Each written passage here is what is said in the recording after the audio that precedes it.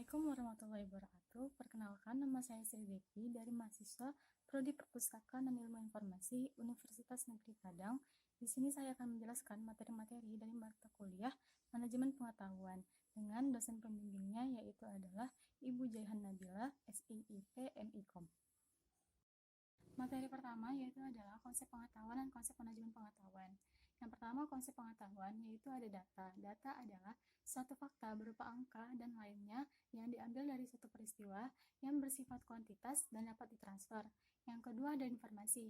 Informasi adalah data yang sudah diolah sedemikian rupa sehingga memiliki makna dan dapat digunakan untuk mengambil keputusan. Selanjutnya ada pengetahuan. Pengetahuan adalah data dan informasi yang sudah digabungkan dan dengan kemampuan, pengalaman, gagasan, intuisi, dan motivasi dari sumber yang berkompeten. Konsep manajemen pengetahuan. Manajemen adalah cara untuk mengelola organisasi untuk mencapai tujuan organisasi tersebut. Sehingga manajemen pengetahuan adalah mengelola data dan informasi yang telah digabungkan dengan berbagai bentuk pemikiran dan analisis dari sumber yang berkompeten. Yang kedua yaitu adalah sistem manajemen pengetahuan, yaitu penggunaan teknologi informasi modern untuk sistematisasi, guna meningkatkan dan mempercepat pengelolaan pengetahuan di dalam dan antar organisasi. Organisasi mengembangkan kompetensi-kompetensi dinamis dengan ketiga mekanisme, yaitu yang pertama akumulasi pengalaman, artikulasi pengetahuan, dan kodifikasinya. Ketiga yaitu adalah siklus manajemen pengetahuan yang saya ambil menurut Bukowitz and Williams tahun 2003. Yang pertama itu ada GET. GET itu adalah mencari informasi yang dibutuhkan untuk memecahkan suatu masalah. Yang kedua itu ada USE, itu menggabungkan informasi dengan cara semenarik mungkin untuk mendorong inovasi organisasi. Yang ketiga ada LEARN, yaitu belajar dari pengalaman sebagai sarana untuk menciptakan keunggulan kompetitif. Yang keempat ada contributes, itu adalah berkaitan dengan mendapatkan karyawan untuk memposting apa yang telah mereka kerjakan dengan berbasis pengetahuan komunal. Yang kelima itu adalah assess, itu penilaian mengacu pada evaluasi modal intelektual dan mengharuskan organisasi mendefinisikan pengetahuan mission kritikal dan peta modal intelektual saat ini terhadap kebutuhan pengetahuan saat yang akan datang. Selanjutnya itu adalah build atau sustain. Itu memastikan bahwa modal intelektual organisasi di masa depan akan terus layak dan kompetitif. Selanjutnya itu adalah divest. Itu tahapan untuk membuang kebudayaan atau manajemen pengetahuan yang sudah tidak digunakan lagi karena sudah digantikan dengan manajemen pengetahuan yang lebih baik. Keempat yaitu adalah model manajemen pengetahuan. Model spiral pengetahuan menurut Nonaka dan Takeuchi. Bentuk pengetahuannya terdiri dari dua, yaitu ada pengetahuan tacit dan pengetahuan eksplisit. Pengetahuan tacit adalah pengetahuan yang dimiliki oleh seorang individu yang ada dalam dirinya sendiri berasal dari pengalaman. Sedangkan eksplisit adalah pengetahuan yang telah diberikan wadah seperti buku. Konvensi pengetahuannya yaitu yang pertama proses sosialisasi, yaitu dari pengetahuan tacit ke tacit. Berbagi pengetahuan secara langsung, pengetahuannya tetap tacit, contohnya brainstorming. Yang kedua adalah proses eksternalisasi dari tacit ke eksplisit, yaitu memberikan bentuk yang terlihat dari pengetahuan tacit. Contohnya adalah jurnalis. Yang ketiga eksplisit ke eksplisit, yaitu proses kombinasi, menggabungkan potongan-potongan pengetahuan eksplisit menjadi bentuk baru seperti presentasi. Proses internalisasi dari eksplisit ke tacit mengubah pengetahuan dan pengalaman yang dibagikan menjadi model mental individu sebagai basis dari pengetahuan tacitnya. Contohnya adalah sistem database. Yang kelima yaitu materi penangkapan dan kodifikasi pengetahuan. Yang pertama, penangkapan pengetahuan tacit pada level individu dan kelompok, yaitu transfer dan transformasi kepakaran yang sangat berharga dari sumber pengetahuan seperti pakar, dokumen, pengetahuan prosedural, pengetahuan deklaratif, dan lainnya menjadi gudang pengetahuan seperti intranet dan corporate memory, bisa dengan menggunakan grafik. Kedua, ada penangkapan pengetahuan ditacit pada level organisasi, yaitu yang pertama prosesnya yaitu ada grafting, yaitu migrasi pengetahuan antar perusahaan. Yang kedua ada vicarious learning, yaitu observasi terhadap prosedur perusahaan lain. Yang ketiga ada experiential learning, yaitu pengetahuan diciptakan dengan cara mencoba dan melakukan. Yang keempat ada inferential process, yaitu pembelajaran dalam perusahaan dengan cara melakukan. Selanjutnya itu adalah kodifikasi pengetahuan eksplisit. Yang pertama ada pemetaan kognitif, yaitu representasi dari model mental pengetahuan milik seseorang dalam bentuk terkodifikasi yang baik. Yang kedua ada pohon keputusan, yaitu mudah dimengerti dalam bentuk flowchart dengan jalur alternatif sebagai hasil yang berbeda. Yang ketiga ada taksonomi pengetahuan, yaitu taksonomi pengetahuan memungkinkan pengetahuan untuk direpresentasikan secara terorganisir dalam bentuk grafis. Materi keenam yaitu adalah sharing pengetahuan, yaitu suatu konsep yang menggambarkan kondisi interaksi antara dua orang atau lebih dalam bentuk proses komunikasi yang bertujuan untuk meningkatkan dan mengembangkan diri setiap anggotanya. Media sharingnya ada pertemuan non-formal, pertemuan formal, dan menggunakan teknologi informasi.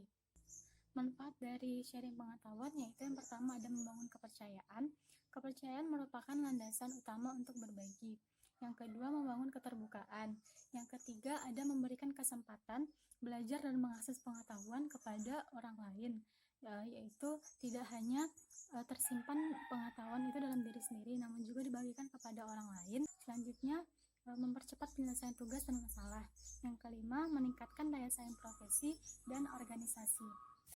Yang ketujuh yaitu adalah penerapan pengetahuan, yaitu proses di mana pengetahuan yang dimiliki perorangan, karyawan maupun organisasi dimanfaatkan untuk menyelesaikan masalah. Penerapan pengetahuan yang dimanfaatkan itu dapat berupa hasil dari penciptaan pengetahuan yang baru maupun pengetahuan yang lama.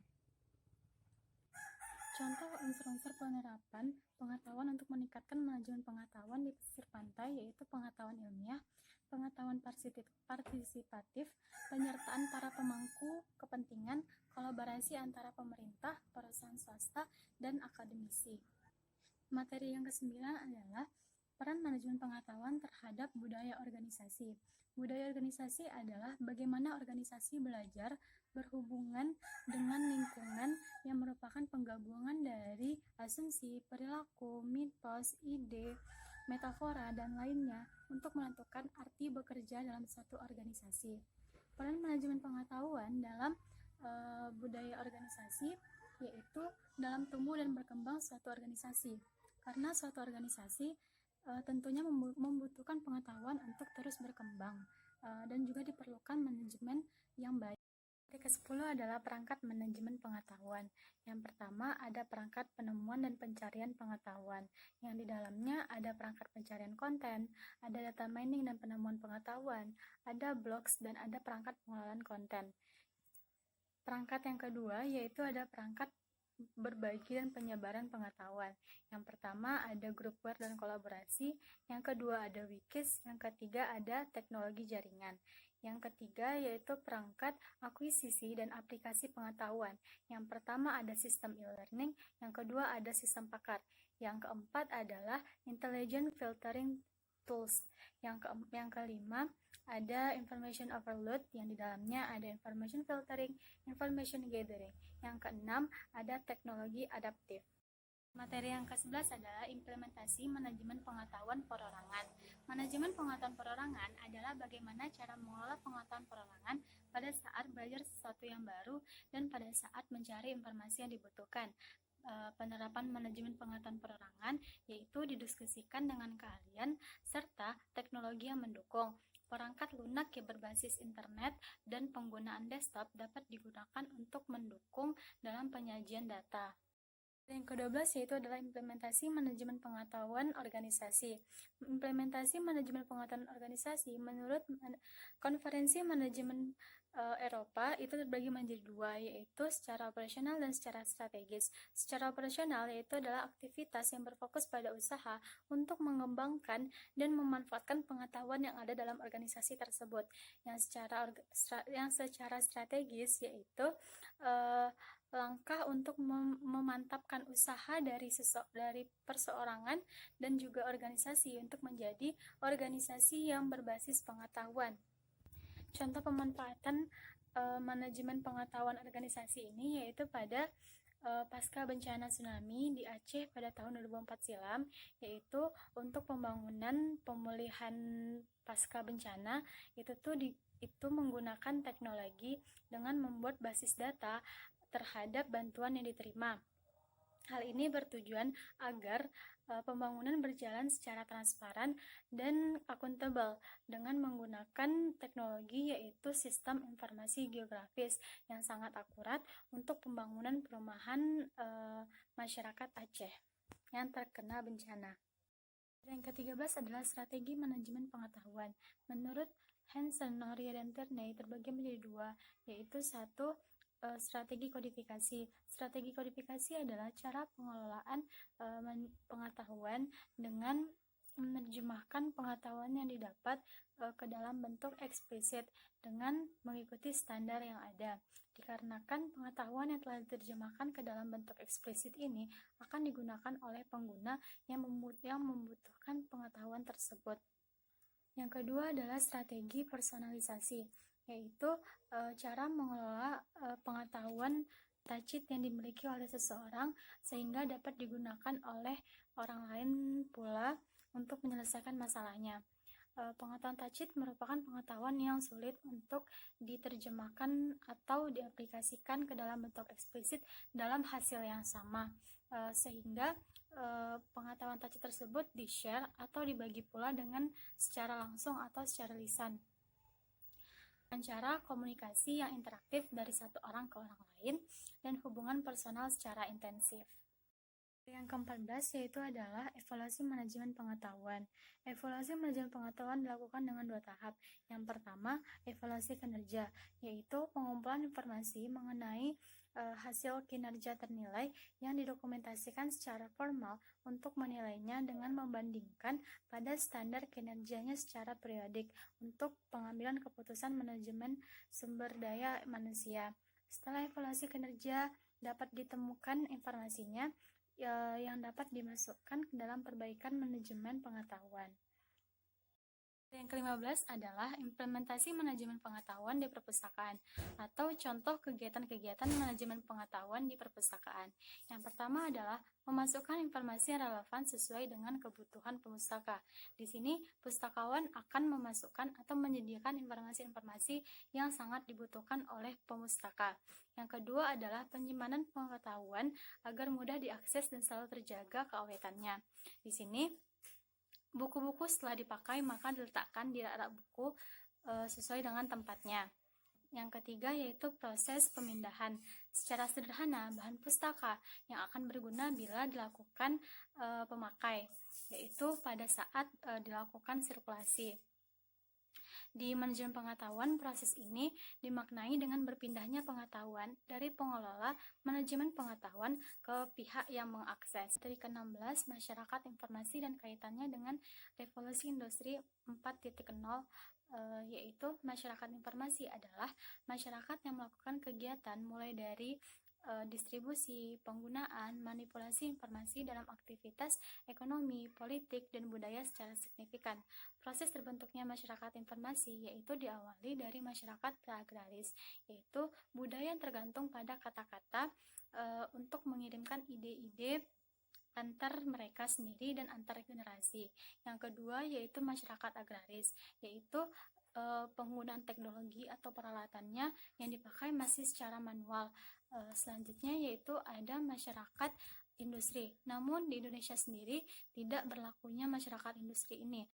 Selanjutnya yaitu masyarakat informasi. Dalam kaitannya dengan revolusi 4.0 yaitu masyarakat informasi, kebutuhan akan informasinya sangat tinggi, mengakibatkan tidak pernah puasnya akan menerima informasi, sehingga di sini peran teknologi sangat penting, yaitu untuk mempermudah masyarakat untuk mendapatkan informasi, menyebarluaskan informasi dengan mudah.